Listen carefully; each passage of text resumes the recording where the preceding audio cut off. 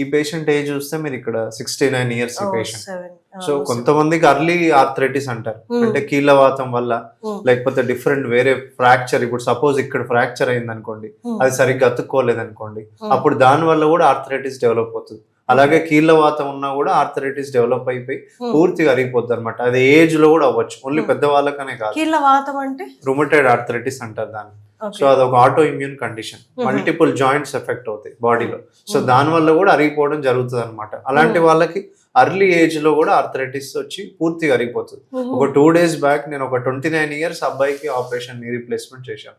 అంటే తనకి ఇదే సేమ్ కేసు మొత్తం సేమ్ అరిగిపోయింది. కేసు.